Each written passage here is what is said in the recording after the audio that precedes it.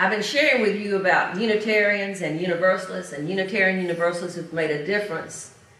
And everyone I've shared about so far, I couldn't get on the phone or get on the email and contact if I didn't know anything, you know. And I didn't want to go all the way up to the place in New York where the mediums are to try to connect with them. So I just did my best.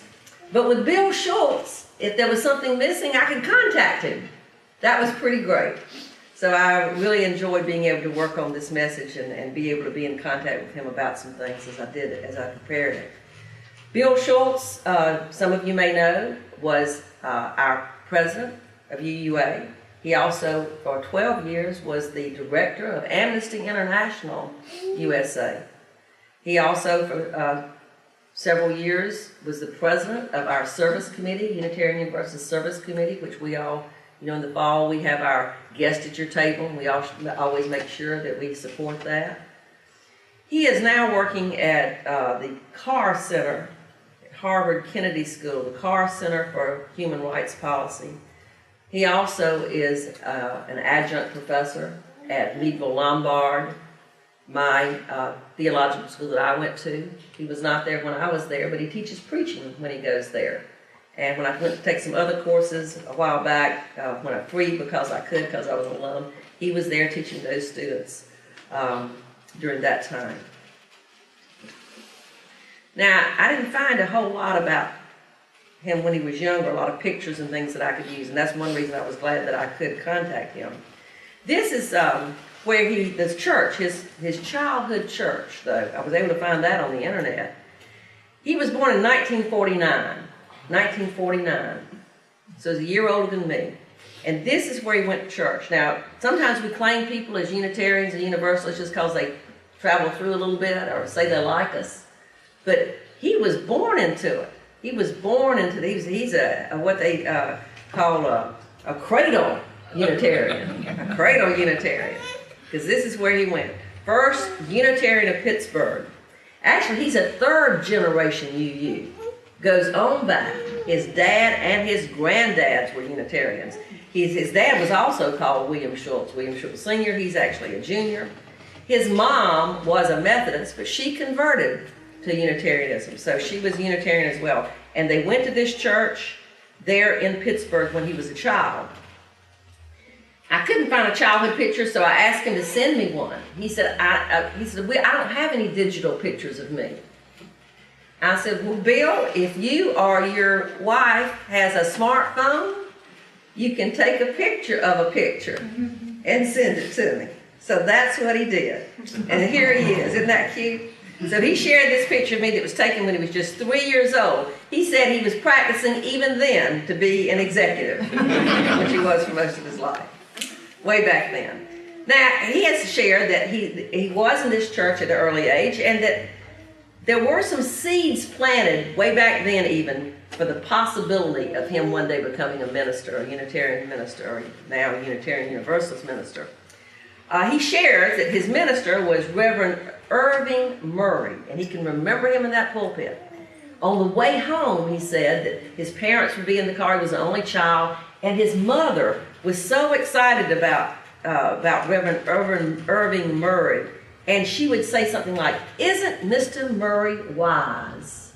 And he thought, what a nice job that is, to be able to go and stand there and have people listen to you for about 20 minutes and then to think you're wise when they walk out. And that would be something that would be good to do. Now, sometimes his dad criticized, his dad was a professor, and he would criticize him if he found him in a little mistake or something, but he also liked Reverend Murray a lot. He remembers especially one Palm Sunday, and I'm going to read to you what he said about the Palm Sunday he was there. And he remembers it because of the daffodils. He said, the Palm Sunday morning was when Irvin Murray had a brainstorm about something he would do. That day, all the children were attending the service and were to receive daffodil plants, a suitably Unitarian substitute for palm branches, which I guess were not easy to procure in Pittsburgh. My mother had registered me as among those scheduled to be daffodil invested. But, as is the way with churches, my name had gotten lost, And as Mr. Murray called the roll and passed from the S names to the T names without calling mine, my eyes filled with tears. But at the end of the roll call, a few runny daffodils remained, and Irving had the foresight to say, "And now, if there is a child here who has not yet received a daffodil, please come forward." My memory of that moment is like a cascading sunset in a John Wayne movie. The skies became full and multicolored. My eyes cleared and I rushed up to the pulpit. Murray leaned down to pick up a daffodil, and as he did so, his bald spot came within inches of my outstretched hand. It took every ounce of socialization that my parents had strenuously instilled in me to keep myself from rubbing it in my excitement. "Say your name into the microphone," Irving instructed as he placed the lavalier near my mouth. It was my first and shortest sermon. "Bill Schulz," I shouted. "No one could miss that," my father observed after the service. That was his first sermon, and a seed planted, perhaps. He said another seed was planted, maybe when he was doing, at least for his social justice work, when he was on a road trip with his family. They were traveling from Pittsburgh down to Florida, and they stopped in a restaurant in North Carolina that may have looked something like this. And I'm going to read you that story from another one of his books, what happened in that North Carolina restaurant. "I committed my first act of civil disobedience when I was 6.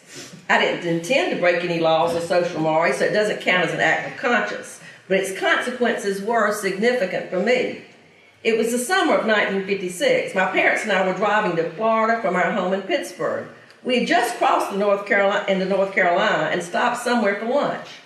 At 6 years old, I was very proud of being able to go by myself to the restroom without my parents' immediate supervision. And so there was I, a white boy, headed into the room marked colored. By the reaction of the other patrons, gasps, shrieks, cries of, "No, boy, no!" you would have thought I had pissed on the lunch counter. The patrons were all white, and I doubt if the restaurant served anyone but white people, so the fact that they had a colored restroom at all must have been designed solely to propagandize segregation. By the time my mother retrieved me, I'm sure I was in tears at my faux pas. But my parents, good northern liberals as they were, took this as what today we would call a teachable moment. They explained that we were now in a part of the country where people were separated by race, that they didn't agree with that policy, but that while we were here, we would abide by it. My reaction was twofold. First, I was dumbfounded, and second, I was afraid. I was dumbfounded because my friend Nancy, the granddaughter of an African-American couple whom we knew in Pittsburgh, always used our bathroom when she came over to our house to play, and I used the one at her home, all without dire consequences that I could see for anyone. It made no sense that Nancy would have to use a different place to tinkle than any other little girl. But secondly, I was afraid. Wouldn't the colored people in this strange new world of North Carolina be mad that white people made them use a different bathroom? And if they were mad, how would they know that we were from Pittsburgh and that we didn't agree? My parents did their best to explain and to reassure me.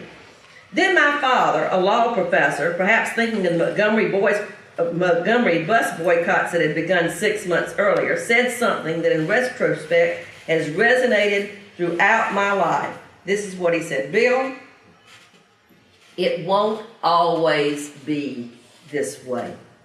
It won't always be this way." And Bill said that he worked from then on trying to make sure that it would not always be this way. Those words stuck with him, and he committed to trying to make that change. Now, I actually found that t-shirt. You can order that if you want one. Found that t-shirt on the internet because, indeed, Bill could have been a Sunday school. He calls himself a Sunday school dropout. This is also a portrait of him that he sent to me, that he took a picture of that.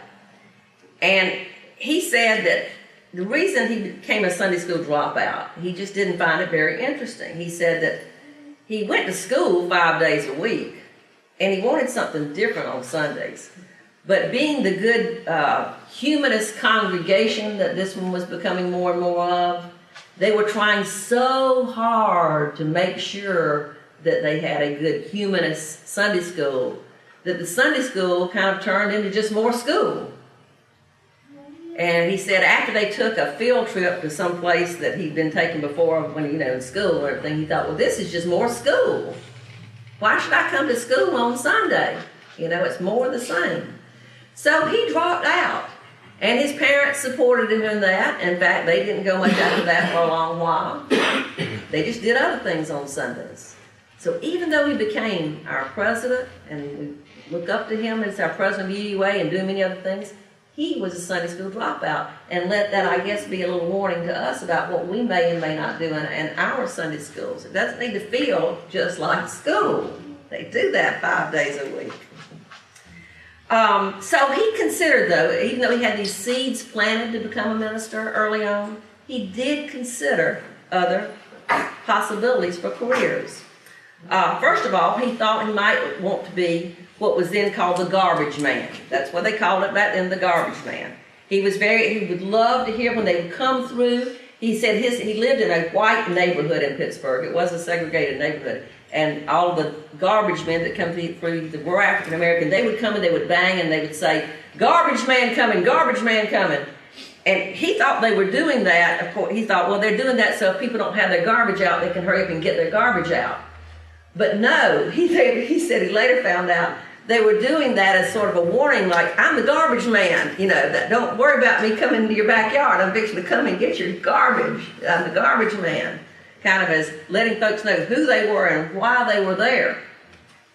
What he really liked about the garbage man, he'd go out there and see them get the garbage. They would dump it into the truck before they had those things that squished them together. What he really liked was that they'd hop on the back.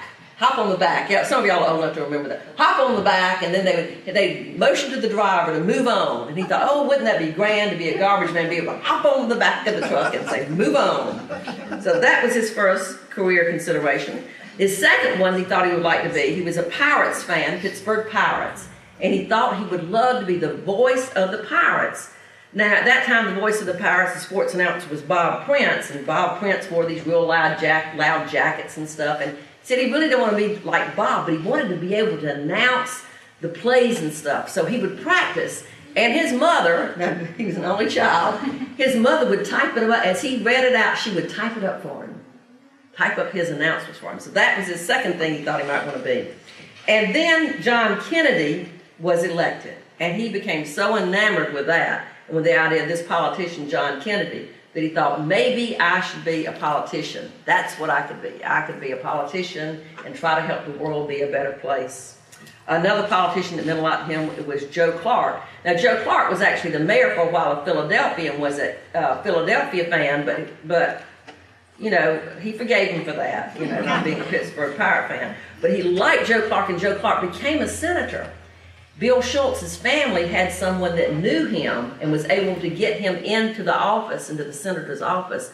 And for a while, they even corresponded. So he really thought he was something. He was going to be a senator like Senator Joe Clark. That was his idea. In high school, he went to a place, and this is the actual name, he went to the Shady Side Academy in Pittsburgh. Shady Side Academy. And that was where he discovered the big questions, especially under the influence of an English teacher during his junior year. This English teacher began to have him think more critically about things. And the English teacher was not religious, but nevertheless, he had his students examining all the big questions of life. And when he began to analyze and think about the big questions of life, that is what led him into ministry. He went to college at Oberlin, in Oberlin, Ohio. And that is when he returned his attention to Unitarian Universalism. Now, I told Greg about him going to school at Oberlin, and Greg said, yeah, I think he actually was in Ohio too. I think he was the minister in Ohio during either the late 60s or early 70s. I said, no, Greg, that can't be because he's just a year older than me, so you're mistaken. I should not do that. Greg comes to me with the web thing, you know. Here it is, the UU Church at Kent, Ohio. And indeed, he did for a while as a student. And I'll tell you about that in a minute. Became a student minister at Kent, Ohio. But while he was at the college at Oberlin, he did return his attention to Unitarian Universalism. And he did this by getting to know this man, Lanier Clance. Lanier Clance was at a nearby UU church, and I had asked Bill Schulz to tell me about folks who were mentors for him. And this is what he responded. He said, as to mentors in the ministry, the most important was a little-known and highly idiosyncratic minister named Lanier Clance, who served in North Olmsted, Ohio, near Oberlin when I was a student there. He said he would drive there maybe 3 times a week and have conversations with him. And that this became his mentor and a very important person in his life. Now, I didn't have a picture to show of a young Lanier Clance because he was young at that time. He later, some of you may know of him because he came down and started the Existentialist Church in Atlanta, which is a UU-affiliated church. He died a while back, and when he did, they asked Bill Schulz, because Bill was so devoted to him, if he would give a eulogy, and this is what he shared. Iced tea, cigarettes, sex, iced tea, philosophy, cowboy hats. And did I mention iced tea? Those are some of the things I think of when I recall that young man I first met in 1968 when I was a freshman at Oberlin College. He was the 28-year-old minister of the Unitarian Universalist congregation in North Olmsted, Ohio, Southern to the core and decidedly idiosyncratic. I was the 19-year-old college student raised in the North and utterly conventional. I didn't know it on that winter day when I first met him in his church office, but he was to change my life. 2 or 3 times a week, I would drive the 30 minutes from Oberlin to North Olmsted, and Lanier would talk philosophy, endlessly fascinating discussions on authenticity, individuality, values, and forgiveness. Almost everything I thought I knew was put on the chopping block. Within months, I was the most devoted student of existentialism in the state of Ohio. Now, here is that church in Kent, Ohio, that Greg looked up and corrected me on. This was the Universalist church, and it had been a Universalist church and had a long history in Ohio. But here they were calling a 20-year-old at a nearby college to come lead them and be their student minister. People used to do that a lot. If you couldn't get a full-time regular minister, here's a good student over here that knows something and he's smart kid. So he came over and he served as their minister, and lead them he did for 20 months while completing college. He was there at that church at Kent, Ohio. Now, this happened to be at a very important time in Kent, Ohio. This is when they had the shootings in Kent. And he wrote about that in The Premise and Promise. Here's what he said. One galvanizing confrontation came on the campus of Kent State University in Ohio when National Guard troops fired on the demonstrating students, killing 4 of them. The student minister at the small Unitarian Universalist church in Kent was future UUA President William Schulz. In the wake of the shootings, the Kent City Council banned all public meetings, but Schulz defied the ban by holding memorial service. Like many of his fellow religionists and most of his fellow ministers, he felt compelled openly and vociferously to take a stand against the continued conduct of the war and the repressive measures of the government response to the growing civil unrest. So even way back then, as a 20-year-old, he took that stand. They said they didn't want any kind of services, but he said, no, we're going to hold one. They held one there at the church. He also did some other things that made the city council upset a little bit while he was there. He decided it was a moment to stand up, even as a young 20-year-old, and he did. Now, he did go to seminary. He didn't just say, okay, I'm already a minister, I'll do this. Now, he went to seminary. He actually went to 2 places at once, and at that time you could do this. The University of Chicago was affiliated with Meadville Lombard. Mebille Lombard was still affiliated with him when I went. It was right there at the campus, so you could go to classes at both if you wanted to.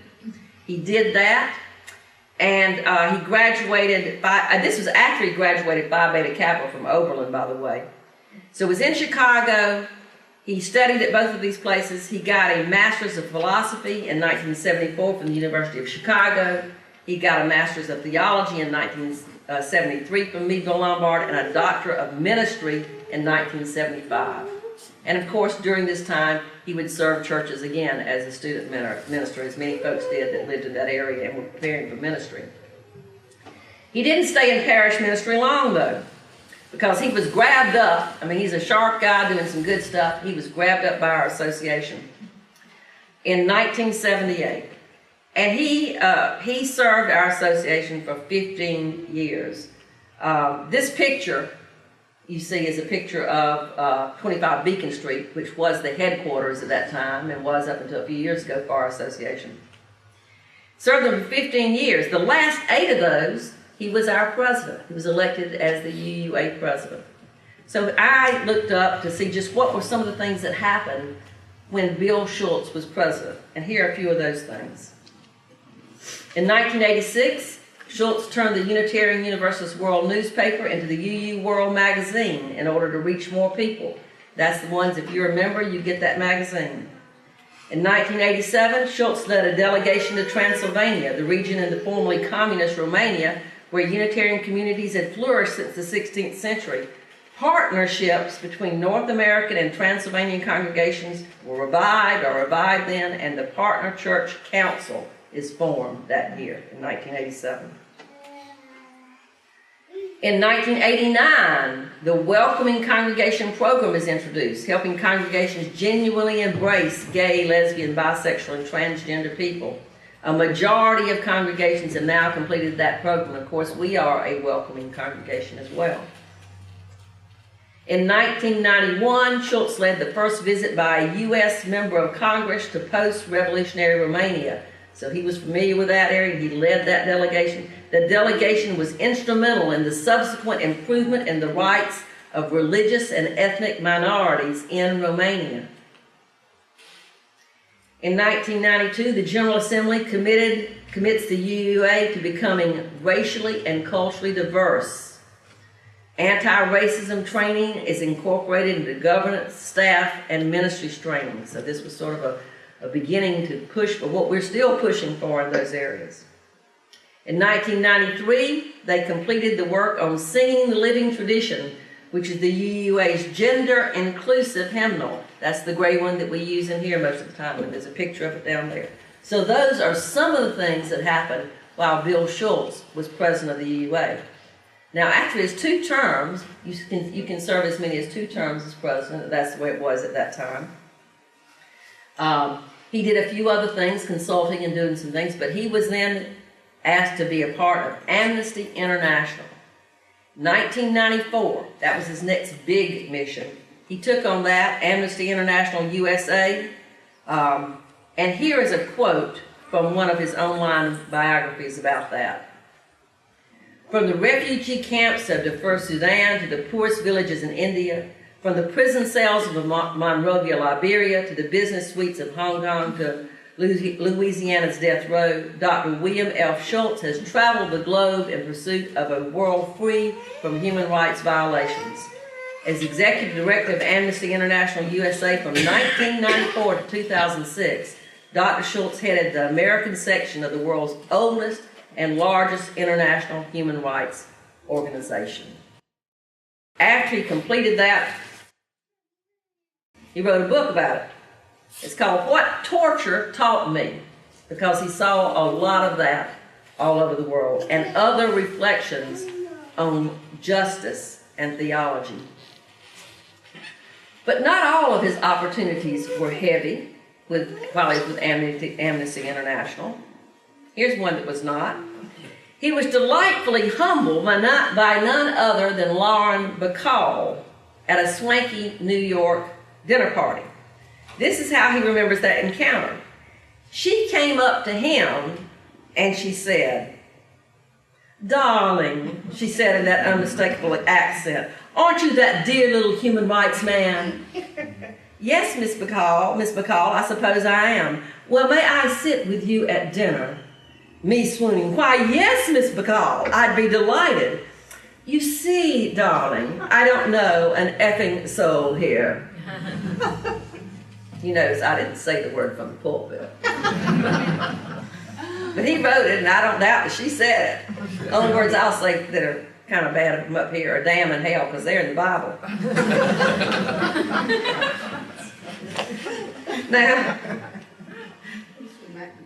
Now, he was there for a while, but some of the things were pretty heavy, though. But even though he saw a lot of difficult things as he traveled around the world trying to help lift up human rights and see a lot of this stuff, he said he was not pessimistic about it. He was optimistic about the world and our future. He talks about this when he said he was at a place with a bunch of professors, and the professors were talking, and they were talking about a lot of these heavy kinds of things. And this is what went on. He said, someone asked whether over the course of the last 200 years human rights had gotten better or worse. With one exception, the professors all offered abstruse reasons why the human rights situation was worse today than in 1806. Worse today than in 1806. I listened to all this moaning, and finally I said in my customary tactful way, are you folks nuts? Are you nuts? And then I said, why, just in the 12 years I've been with Amnesty, we've seen these things. The creation of the International Criminal Court, war crime tribunals for Rwanda, Bosnia, and Sierra Leone, the Truth and Reconciliation process in South Africa following apartheid, the ruling by the British warlords in 1999 that tyrants like Augusto Pinochet would be held responsible for their crimes in any country on earth that chooses to prosecute them. Also, successful civil suits against torturers who have taken up residence in the United States. The rapid spread of democracy around the globe. Abolition of the death penalty in law or practice in a majority of countries in the world. And the ruling by the U.S. Supreme Court that the execution of juveniles and the mentally retarded is unconstitutional. And then he added, and you don't think we're better off than when the slaveholder Thomas Jefferson could get elected president? And you know, you hear that sometimes now, people say, oh, we should go back to the way it used to be. You hear some folks say that. But they haven't really thought about the way it used to be. Now, we have lots of things we need to work on, but we don't want to go back to the way it used to be, folks. After he left Amnesty International, he did a little more consulting, but then he was asked to lead our Unitarian Universalist Service Committee, which was a grand thing for him to do with all of his experience, of course, with Amnesty International. Now, you all know that the UU Service Committee, how important it is to us, because I talk about that. Now, this, by the way, is just a screenshot I pulled up from the webpage. That's why it ends with one word. Not many, the sentence is not completed. There's a screenshot of it. UUSC is so important because they are the folks that are there in a crisis. They are the folks that lift up human rights. And I, for one, we usually try to give a good gift in the fall, but I try to send something to them every month. So I'm prepaying for all these things that are going to happen in the world, because I do trust them to try to find the people on the ground that are going to do the right thing. He led that for 6 years, the Unitarian Universalist Service Committee. Now, Bill is just a year older than me, as I said, so he ain't done yet. Not time to quit yet. He continues to teach, to preach, to research, and to write, and to mentor others along the way. You can find his words in his books, and he also has a book called In Our Own Best Interest, published in 2001, that's being read again today in this era of America First. So I've got that one, Our Own Best Interest, and it's about, the subtitle is How Defending Human Rights Benefits Us All around the world. So many people are reading that again. Here's some quotes. I always like to give you some quotes from these folks that are as meaningful today as I think they were before. And here are those. Here's what he says about religion. Religion exists in large measure to help us confront the scariest things under the sun. Things like boundless injustice, the explosion of dreams, the hard edge of suffering, and the magnet of death. I don't think it makes much sense to try to pretend that things like that don't call up a little anxiety. Indeed, I think the great Danish existentialist Soren Kierkegaard had it exactly right when he suggested that fear and trembling are requisite to being a religious person. And only when we overcome our denial of death are we likely to truly remember existence. Here's something he said regarding our first principle. He's not totally in agreement with the wording. He says, "So is the worth and dignity of every person inherent? No. Inherency is a political construct. Perhaps a very useful myth, but a myth nonetheless, designed to cover up the fact that we are all sinners and that we are not always certain which sins, and hence which sinners, are worse than others. Each of us has to be assigned worth. It does not come automatically. And taught to behave with dignity. Because, as Sartre once said, if it were not for the petty rules of bourgeois society, we humans would destroy each other in an instant." Now, our association is actually going to take a relook at all of our principles. So you might want to think about that, about the first principle. There's a first principle group also that wants to change, instead of humans, wants to change it to beings. They're going to look at that and also be looking at the possibility of an eighth principle that we've discussed here sometimes. So that's what he thinks about it.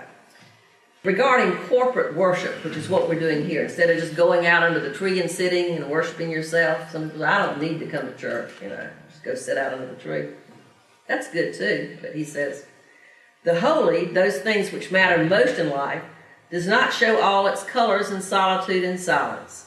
Sometimes it requires the clarity of another's voice, sometimes the cacophony of community, and often the touch of a pilgrim's eyes and arms and hands. Whatever it is we value, be it freedom, courage, love, can only be preserved and only be transmitted with the help of institutions. No one passes on a heritage all by herself. Our worship signals the institutional incarnation of our faith." The institutional incarnation of our faith. And of course, as Bill pointed out to us a couple of weeks ago, you also live longer if you come to church, right? You also live a little longer. Here are the books I was telling you about, some of the things that he's written that you can read. Making the Manifesto. Bill, by the way, does identify as a humanist, a religious humanist, and as a signer of the Manifesto, one of them. So he's Making the Manifesto, and Our Own Best Interest, the one I told you about. Finding Time and Other Delicacies. Tainted Legacy. Again, he tells it like it is about the United States and about some of our torture and other kinds of things we're involved with as well. What Torture Taught Me. Transforming Words. These are some essays on preaching, which I really appreciated back when I was in seminary. And then he's writing another book now. And the book he's writing now is called My Path to Ministry and the Characters I Met Along the Way. Now, I made up this book cover. It doesn't have a book cover yet. So don't go looking online for this book cover, because he hasn't published this book yet. I just made up this book cover.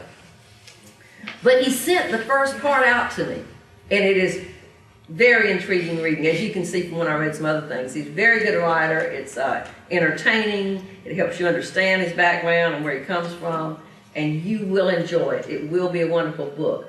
But he mailed that to me under the condition that I would not send it out to you.